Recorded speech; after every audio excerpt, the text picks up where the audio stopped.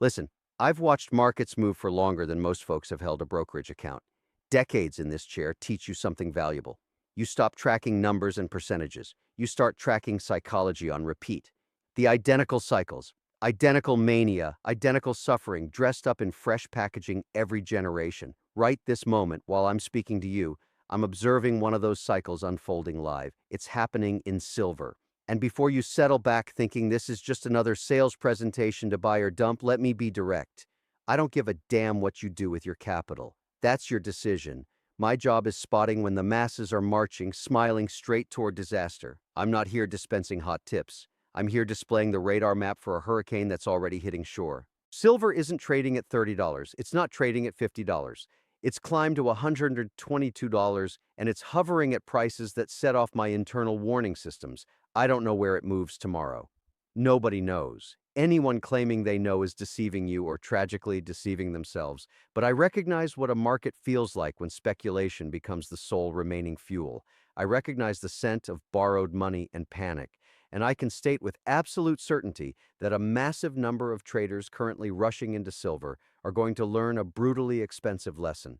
They're not investors, they're riders, and the driver just abandoned the vehicle. Let me tell you what I'm observing. The narrative is flawless. It's seamless. Industrial consumption soaring. Solar arrays, electric vehicles, consumer electronics, supply shortage for decades. Storage facilities draining, absolutely. Sovereign banks accumulating, correct. Crisis protection. Naturally, it's an elegant, rational, compelling narrative. And that term, compelling, is the most dangerous term in markets because when a narrative becomes compelling, traders stop questioning about valuation. They just want exposure. They stop being calculators and become converts, and converts get slaughtered. I've encountered this cycle is unique more instances than I've consumed warm meals. I encountered it in '99 with corporations that generated no profits. I encountered it in '06 with properties that never decline. I encountered it in 2011 when silver itself reached $50 on absolute currency panic. The narrative is always impenetrable until the damage starts landing. The fundamentals can be genuine and the valuation can still be delusion. They are separate things. Here's the straightforward, harsh arithmetic that nobody promoting the silver mania wants you to calculate. Silver climbed from roughly $29 to beyond $120 in approximately a year, a 300% plus return. Now pose yourself a basic question.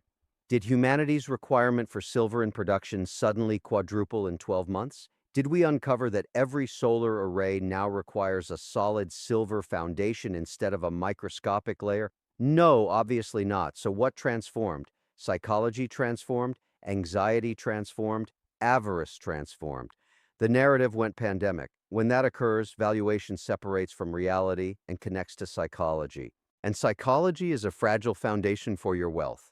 I observed the movements, leveraged fund inflows at unprecedented highs, digital platforms buzzing with projections of $200, $500, absurd figures.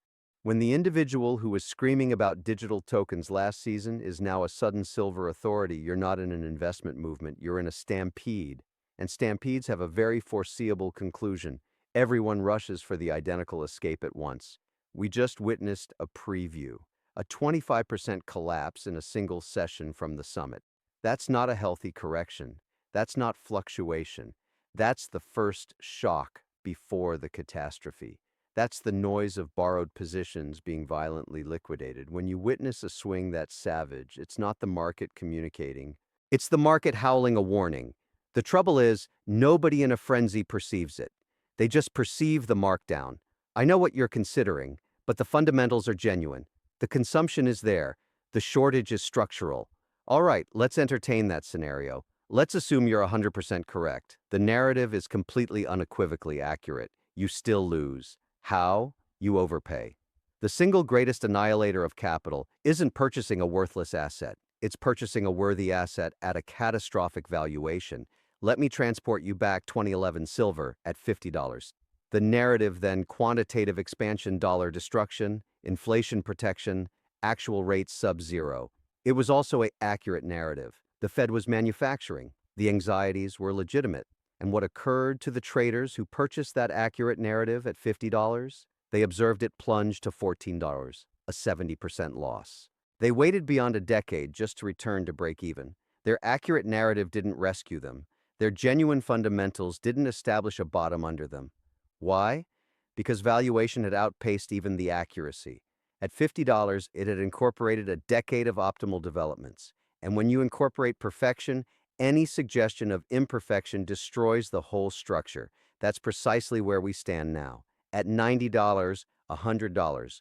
What developments aren't incorporated? Conflict Incorporated, Sovereign Bank Purchasing Incorporated, Solar Explosion Incorporated. It's all incorporated there. So for you to profit from here, you don't require the narrative to be accurate. You require it to be more accurate than anyone currently anticipates. You require consumption to accelerate beyond even the most optimistic forecasts. You require shortages to become apocalyptic. You're not wagering on reality anymore. You're wagering on a phenomenon. And wagering on phenomena is not a strategy. It's a hope. And here's the paradox. The one component of the fundamental narrative the promoters omit: replacement. Industry isn't emotional. It doesn't adore silver. It utilizes silver because at a particular valuation, it's the optimal material for the function. But there's always a threshold. At $30 an ounce, it's irreplaceable. At $120 an ounce, it's an expense challenge to be engineered around. Chinese solar producers are already executing it. They're replacing silver compound with copper, with aluminum. They're redesigning arrays. Elevated valuations cure elevated valuations. They always execute. The very consumption that ignited the surge will begin to diminish because of the surge. It's a self-negating prophecy. So you're remaining holding a commodity that the industrial narrative is supposedly all about, while industry itself is quietly discovering methods to utilize less of it. Consider that paradox. Let's discuss about borrowed money, because that's the accelerant on this blaze. The Hunt's 1970s, they perceived inflation. They perceived catastrophe. They perceived an accurate narrative. They purchased silver, substantial amounts of it, and they utilized borrowed money, borrowing against their stockpile to purchase more. They were correct about the challenge. Inflation was devastating. They were still completely, utterly annihilated. The valuation went from $50 to $11, obliterated, insolvency. The teaching isn't that they were incorrect. The teaching is that being correct on the hypothesis means nothing if you're incorrect on the valuation and submerged in obligations.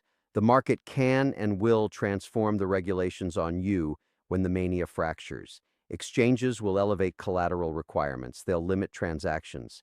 They executed it to the Hunts. They executed it in 2011, and they will execute it again. When they execute, the borrowed speculators, the ones purchasing on collateral, the ones in those dangerous funds, will receive a compelled liquidation instruction, not a recommendation, an instruction, and their liquidating will multiply, pulverizing the valuation for everyone else, the accurate believers, the extended duration holders. They receive eliminated by a tsunami of obligations they didn't even individually generate. That's the invisible assassin in this hurricane. You might be cautious, but you're swimming with predators who are all borrowed to the maximum. When they hemorrhage, the liquid turns crimson for everyone. Let me categorize the three categories of traders in this transaction right now, and you tell me which one you are. The first is the early gatherer. He purchased between $20 and $50. He's positioned on substantial life-altering returns. He's not a mastermind. He was early and he had endurance. His exposure is now all profit. He can observe this thing oscillate and sleep like an infant. He's already succeeded. The second is the momentum chaser. He entered between $70 and $100. He's positive, but he's anxious. He's monitoring the valuation every hour. He's absorbing every broadcast clip, pursuing for validation. He's not invested in silver. He's invested in his own anxiety of missing out. He's one negative week from converting a theoretical gain into an actual loss because his belief is as thin as the wire in a solar array. The third is the one purchasing now above $90 after all the coverage. He's persuaded he's discovered the formula. He's consuming educational videos, examining detailed analyses about conductive compound. He's utilizing terminology like asymmetric wager and currency transformation. He's the bag carrier in formation. He's supplying the departure liquidity for Group 1. The challenge is almost everyone observing this right now is in Group 2 or 3. You are not the early gatherer. That vessel has departed. You are the consumption for his inventory. Let that penetrate in. You're not defeating the apparatus. You are the final necessary element for the apparatus to function for someone else. Your capital is the reward. Now let's discuss about what investing actually is versus what you're executing. An investment generates something. A production facility generates products. A agricultural property generates nutrition. And residential building generates rental income. These things generate revenue flow. They have inherent worth beyond what someone else will compensate you tomorrow. They multiply. What does a bar of silver in a storage facility generate? Nothing. It just remains there. Its entire worth is 100% dependent on discovering a greater fool to compensate you more for it later.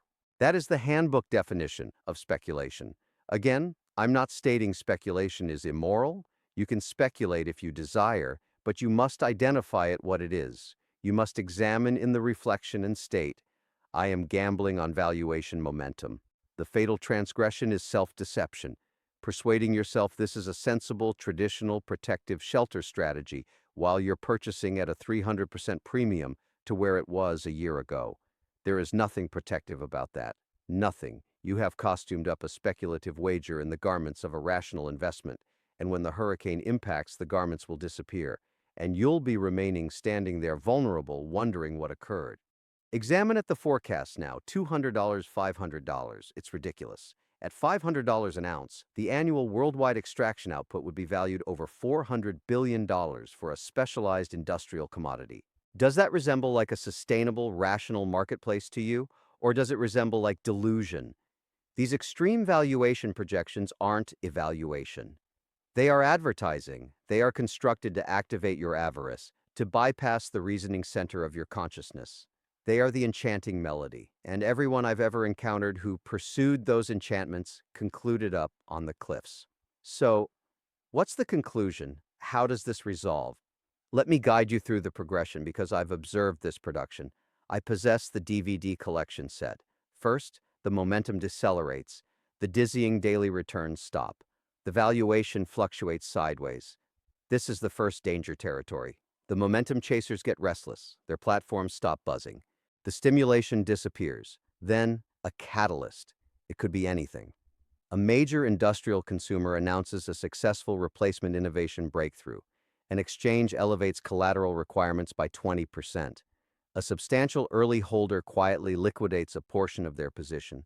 A fragment of positive economic information suggests less inflation. The catalyst doesn't matter. What matters is the environment, a marketplace constructed on borrowed, anxious capital. The first sharp declining session occurs, maybe 5%, then 10%. The narrative transforms from purchase the markdown to what did we overlook. The borrowed players receive their collateral demands. They are compelled to liquidate to satisfy them. This compelled liquidating drives the valuation down further, activating more collateral demands. This is the multiplication. The liquidity disappears, the purchasing disappears. This is when you receive a 25% collapse in a session. That was the warning discharge. The next one could be 40%.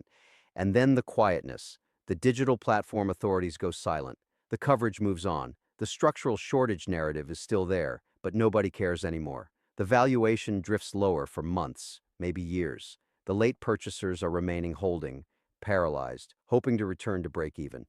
They become extended duration investors by accident with the expense foundation that guarantees they'll witness zero return for a generation. Their capital is imprisoned, deceased, unable to multiply elsewhere. That is the actual expense. Not just the loss, but the opportunity loss.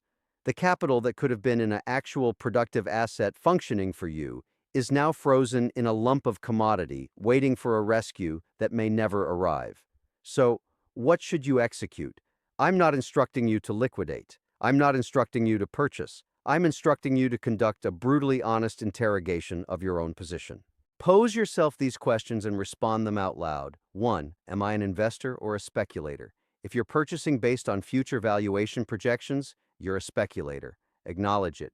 2. What is my advantage? Do I understand something the professional commodities traders with their multi-million-dollar algorithms and direct industry connections do not? Or am I just responding to the identical public information only later and with more psychology? 3. What is my departure strategy precisely? At what valuation do I liquidate? If it advances 50%, do I liquidate? If it declines 20%, do I liquidate? If you don't have documented, predefined responses, you have no strategy. You're a rider. 4. Is this capital I can afford to lose completely? Not would it injure, but can I afford to ignite it on combustion and walk away? If the response is no, your position is too substantial. Period. 5. Why now? After a 300% swing, why is this the moment my belief is highest? Is it reasoning, or is it the anxiety that the vehicle is departing without me?